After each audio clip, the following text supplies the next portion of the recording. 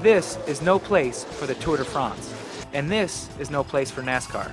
But in everyday life, bicycles and cars do share the road. I'm Robbie Ventura. I spent 4 years riding with Lance Armstrong and the U.S. Postal Team. I've coached hundreds of cyclists who compete around the world, and I can tell you it's no accident when everyone gets where they're going safely. The key is to know the rules of the road.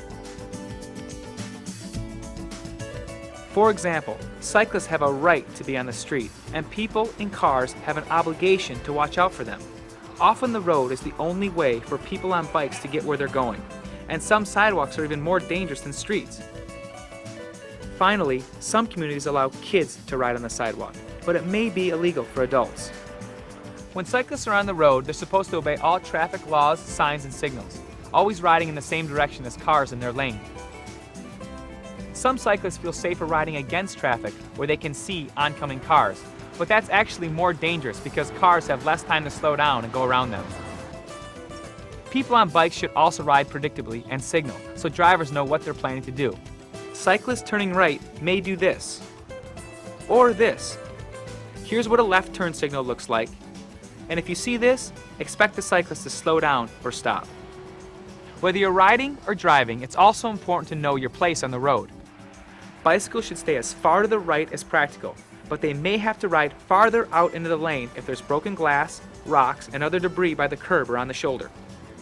People on bikes also ride farther into the lane on narrow roads to keep cars from passing too closely, or they might be moving across the lane getting ready to turn left. Like drivers, cyclists are supposed to use designated lanes if they're planning to turn. Whether you're in a car or on a bike, you should also use extra caution in key situations or danger zones. Take passing, for example. When going around a cyclist, a driver should allow at least 3 feet between the vehicle and the bike. More is better, especially for a cyclist going up a hill or on a high-speed road where fast-moving vehicles can generate strong air currents. On a narrow road, you might have to move into the next lane to pass safely, and that can mean waiting a few seconds for oncoming traffic to clear. Be patient. Turning can also put you in a danger zone. Say you're in a car planning to make a right turn, but there's a cyclist to your right or riding behind you.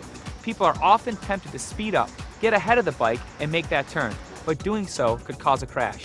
If there's any chance you're going to block the path of a bike on the road or a parallel bike path, wait for the cyclist to pass before turning. How much time do you lose by slowing down and playing it safe? As you can see, it's only a matter of seconds. And when you're turning or changing lanes, don't forget about your blind spots. After checking your mirrors, always look quickly to your right or left. Another major risk is a car turning left into the path of an oncoming bike.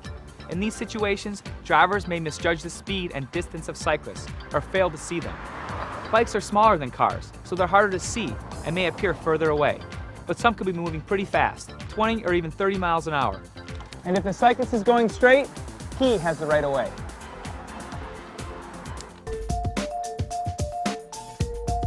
Bike paths or sidewalks that run parallel with the road may seem like fairly safe places, but these too can be danger zones.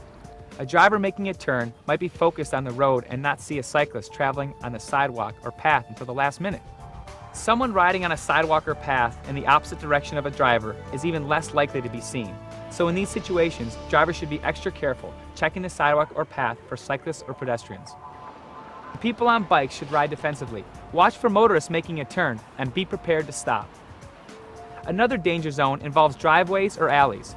Drivers and cyclists often cruise right into the street, pulling out of a driveway or alley, looking for cars in the middle of the lane, but not for bikes or pedestrians on the sidewalk or on the right side of the road. And if you're only looking to your left for oncoming traffic, you won't see a cyclist coming from the other direction. You have to remind yourself every time to take it slow and look both ways before entering the road. Cyclists riding along parked cars are in another danger zone because drivers and passengers sometimes open doors. Whoa! This happens so often, cyclists actually have a name for it, being doored. So if you're getting out of a parked car, always look over your shoulder to make sure no cyclists are coming. And cyclists may want to ride farther into the lane. One final danger zone is right behind the wheel or handlebars. You're blocking the road. I'm trying to get by here. You have to give me room. You have to wait a second. When you're on the road, Conflicts can occur, and it's tempting to express yourself, but getting angry, hostile, or abusive doesn't help.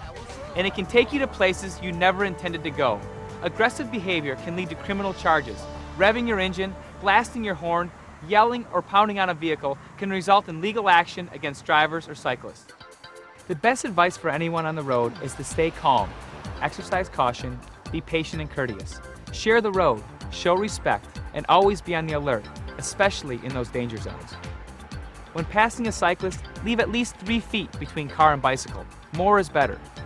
Be patient when passing and when turning right. If there's any chance you'll block a bike in your lane, on the sidewalk or side path, slow down and wait for the cyclist to pass.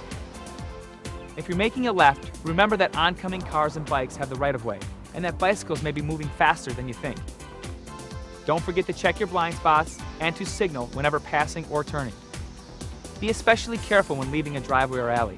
Check the street and sidewalk in both directions for cars, cyclists, and pedestrians. And look for bikes before getting out of a car that's parked in the street. Finally, keep in mind that you're not in a race where NASCAR meets the Tour de France. When you share the road, the reward is everyone gets where they're going safely.